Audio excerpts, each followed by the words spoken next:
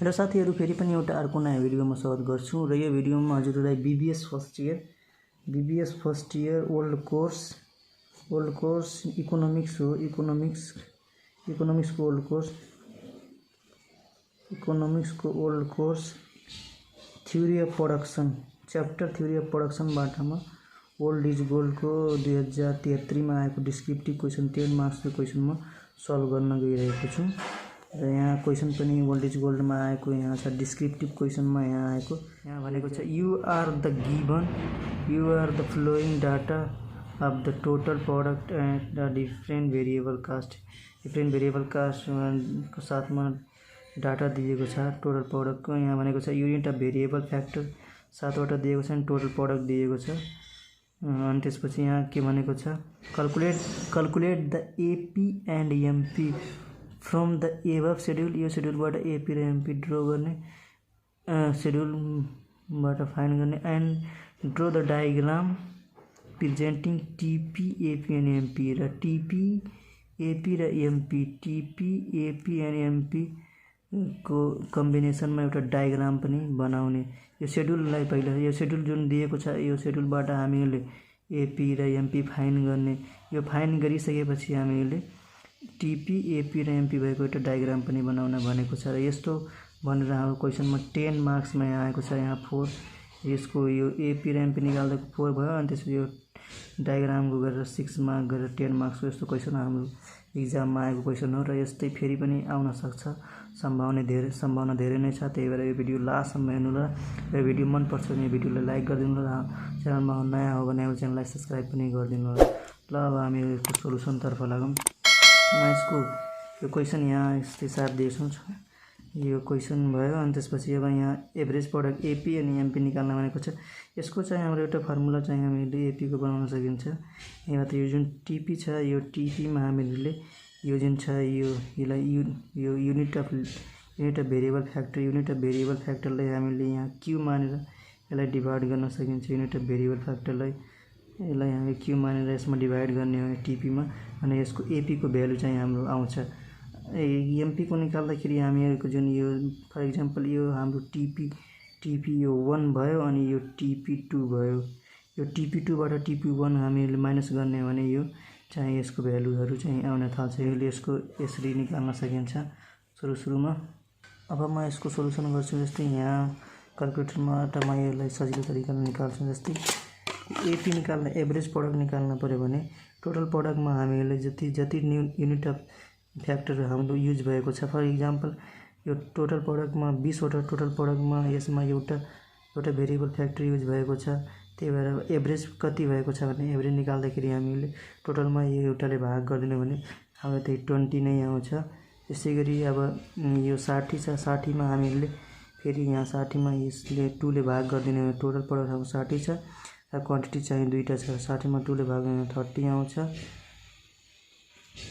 अनि त्यसपछि यस्तै गरी 120 मा 3 ले भाग गर्ने यस्तै यहाँ क्याल्कुलेटरमा हामी सल्भ गर्न सकिन्छ। 120 डिभाइडेड बाइ 3 गर्ने 40 आयो। त्यस्तै गरी यहाँ हामीहरूले यहाँ 160 छ 160 डिभाइडेड बाइ 4 गर्नुहुन्छ 160 डिभाइडेड 4 गर्नुहुन्छ भने पनि 40 आउँछ। फेरि 180 छ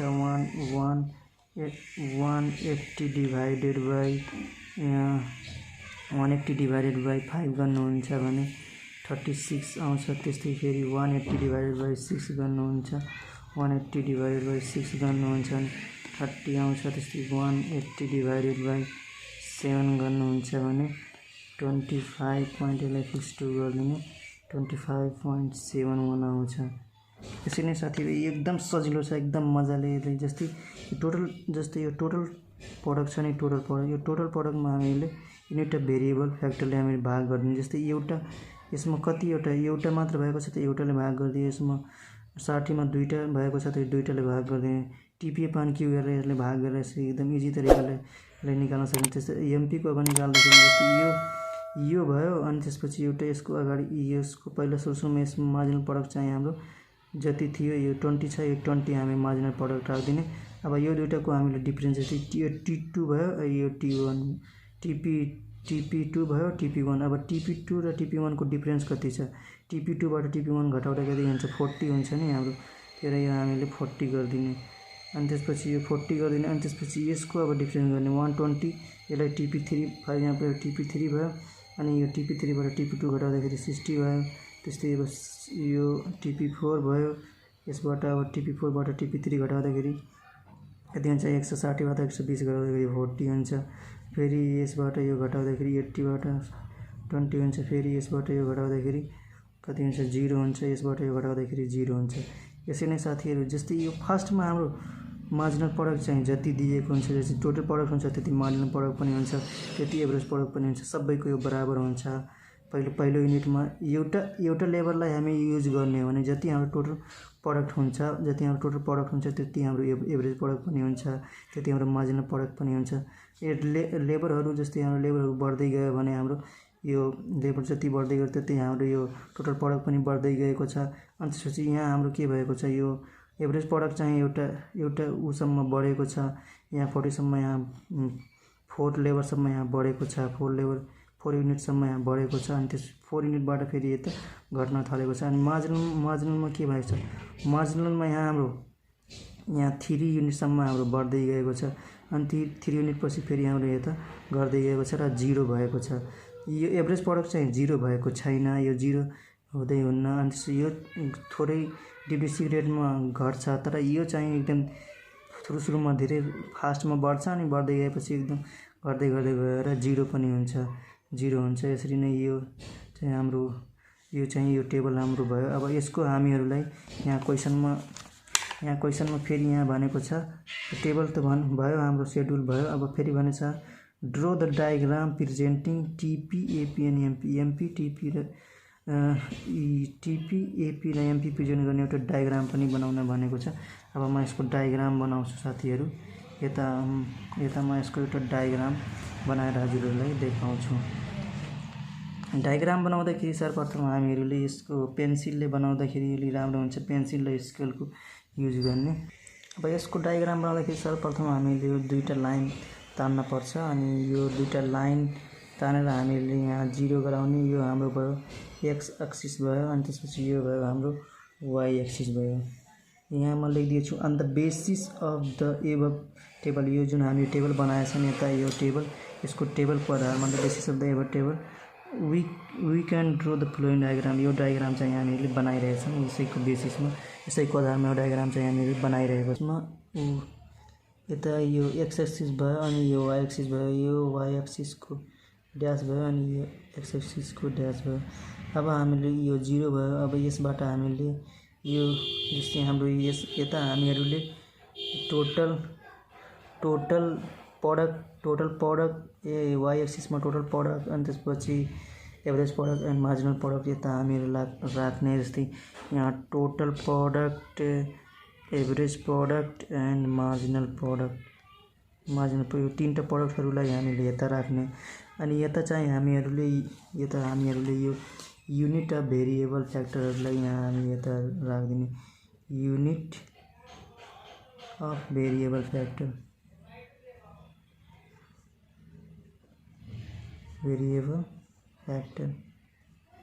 युनिट अफ भेरिएबल फ्याक्टर, यहाँ यता हामीले युनिट अफ भेरिएबल फ्याक्टर राखिदिने।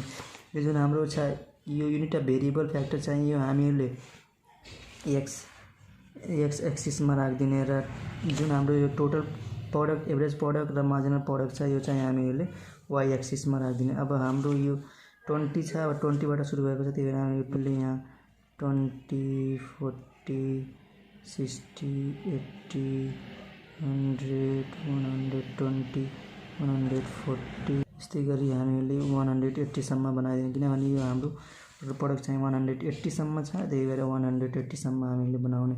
20 बाट सुरु भएर 180 सम्म पुगेको छ, त्यही भएर 180 सम्म बनाउने। अनि त्यसपछि यताको अब हाम्रो यो 7 वटा छ, त्यही भएर यता पनि हामीहरूले x एक्सिसमा पनि 7 वटा हामीहरूले बनाइदिने, एकदम इक्वल साइजमा यो बनाइदिने हामीले। जस्तै यो हामीले एकदम इक्वल साइजमा बनाइदिने, म यहाँ बनाउँछु। यस्तै गरी यो x एक्सिसमा पनि हामीहरूले युनिट अफ भेरिएबल 7 वटा छ, त्यही भएर 7 वटा हामीले बनाइदिएको, 1 2 3 4 5 6 7 गरेर। अब हामीहरूले यो चाहिँ कर्भ हामीले ड्र गर्ने। अब जस्तै हाम्रो टोटल प्रोडक्ट 20 छ, 1 युनिटमा 20 छ, 1 युनिटमा हाम्रो टोटल प्रोडक्ट 20 छ, यहाँ 20 मा यहाँ आउँछ। जस्तै यताको पनि यहाँ आयो 20 भयो अनि 1 को पनि यहाँ 20 भयो। अब 2 युनिटमा हाम्रो यहाँ टोटल प्रोडक्ट चाहिँ 2 युनिटमा हाम्रो 60 छ, त्यो अब 2 युनिटमा हामीले अब यो 2 युनिट भयो। जस्तै 2 युनिटको हाम्रो यहाँ 60 आउँछ, यहाँ 60 भयो। यस्तै एकदम सिधा लाइनमा यो जस्तै हामीले यसलाई स्केलले पनि यस्तै गराउन सकिन्छ, यहाँ 60 मा भयो। त्यस्तै गरी हाम्रो यो 3 मा 120 छ, अब हामीले 120 हाम्रो यहाँ छ, यो लाइनमा यस्तै हामीले 3 लिएर जाने अनि स्केलले मजाले 120 मा यस्तै गरिदिने। त्यस्तै गरी हाम्रो अब 120 छ अनि त्यसपछि 160 मा गएको छ, 4 मा हाम्रो 160 मा छ, 4 को चाहिँ हामीले 160 मा गर्ने अनि 5 मा हाम्रो 180 मा छ, 180 मा गरिदिने अनि 6 मा पनि 180 मा छ, 180 मा, 7 मा पनि हाम्रो 180 मा छ, 180 मा हामीले गरिदिने। यस्तै अब यो लाइन चाहिँ हामीले यस्तै जोडिदिने, स्केलले जोड्दाखेरि अलि राम्रो देखिन्छ, धेरै यस्तो स्केलले हामीले यसलाई मजाले यस्तै यो जोडिदिने, यो लाइनहरू सबै यस्तै जोडिदिने। यस्तै जोडिदिनुहुन्छ भने हजुरको यो टोटल प्रोडक्टको लाइन चाहिँ यो बन्यो। टोटल प्रोडक्टको लाइन यसरी हुन्छ, यो हाम्रो टोटल प्रोडक्टको लाइन यसरी नै बन्यो। अब टोटल प्रोडक्टको हाम्रो लाइन बन्यो, हाम्रो कर्भ बन्यो, टोटल प्रोडक्टको हाम्रो कर्भ भयो। अब हामीले एभरेज प्रोडक्टको कर्भ बनाउन पर्यो। अब एभरेज प्रोडक्टको कर्भ बनाउँदाखेरि A1 मा हाम्रो 20 छ, त्यही 1 मा हाम्रो 20 नै छ, सेम भयो। अनि त्यसपछि 2 मा हाम्रो 30 छ, अब 1 अनि 40 अनि 30 को बिचमा 30 हुन्छ। अब यसको यस्तै बिचमा हामीले गराइदिने, यहाँ बिचमा यहाँ 30 भयो। अनि त्यसपछि गएर हाम्रो अब 4 मा हाम्रो 40 छ, अब 30 भन्दा माथि यहाँ 40 पनि छ, यहाँ हाम्रो 40 भयो। अनि 3 मा हाम्रो 40 छ अनि 4 मा हाम्रो फेरि 40 नै छ, 4 मा फेरि 40 छ, त्यही 40 फेरि गरिदिने, फेरि नै 40 गरिदिने। अनि त्यसपछि 5 मा 36 छ, घटेछ, 5 मा 36 छ, यानि कि यो बिचको 36 भयो। अलिकति थोरै माथि यहाँ 36 गराइदिने। अनि त्यसपछि फेरि 30 छ, फेरि 30 आयो गएर। अनि त्यसपछि 25 छ, 25 भनेको अलि थोरै माथि यहाँ 25 जस्तै हामीहरूले यो बनाउने। अब यसको पनि हामीले यहाँ ड्र गरिदिने, यस्तै जोडिदिने यो लाइनहरू। यो स्केलले जोडे पनि हुन्छ, हातले जोडे पनि हुन्छ, यो अलि राम्रो देखिन्छ स्केलले जोड्नुहुन्छ भने। यो चाहिँ हाम्रो यो लाइन भयो, यो चाहिँ हाम्रो यस्तो बढ्दै गएको छ, यस्तो बढेर यहाँ पुगेछ अनि फेरि यहाँबाट बढेर यहाँ पुगेको छ अनि फेरि स्टेबल भएको छ, यहाँसम्म स्टेबल भएको छ अनि फेरि स्टेबल भएर फेरि घटेको छ, फेरि घट्दै यहाँ पुगेको छ, फेरि घट्दै यहाँ पुगेको छ। यसरी हाम्रो यो घट्दै गएको छ। यो लाइन चाहिँ हाम्रो एभरेज प्रोडक्टको एपी भयो। अब एपी पनि भयो, अब हामीहरूले अर्को बनाउन पर्ने हो। एपी भइसकेपछि हाम्रो अर्को छ एमपी छ। अब एमपी हामीहरूले बनाउने। अब एमपी बनाउँदाखेरि अब एमपीको पनि हामीले यहाँ हेर्ने, एमपीमा 1 युनिटमा हाम्रो 20 छ, यही सेम नै भयो। अब 2 मा हाम्रो 40 छ, 40 भयो। अब 3 मा हाम्रो 60 छ, 3 मा हाम्रो यहाँ 60 भयो। अनि त्यसपछि 4 मा हाम्रो 40 छ, फेरि घट्यो, 40 मा आयो, यो 40 नै भयो। अनि त्यसपछि 5 मा हाम्रो 20 छ, अनि त्यसपछि यहाँ आएर 0 छ, यहाँ आएर फेरि 0 छ, यो 0 भयो। यानि कि 0 हुनु भनेको यहीँबाट हाम्रो तल आउँछ, यसरी हाम्रो यहाँ माथि जान्छ, यहाँबाट फेरि माथि जान्छ, माथि गएर फेरि यहाँ आउँछ, यहाँबाट 0 मा यहाँ आउँछ अनि 6 मा गएर हाम्रो यो 0 भएर 0 हुन्छ, यो 0 हाम्रो हुन्छ।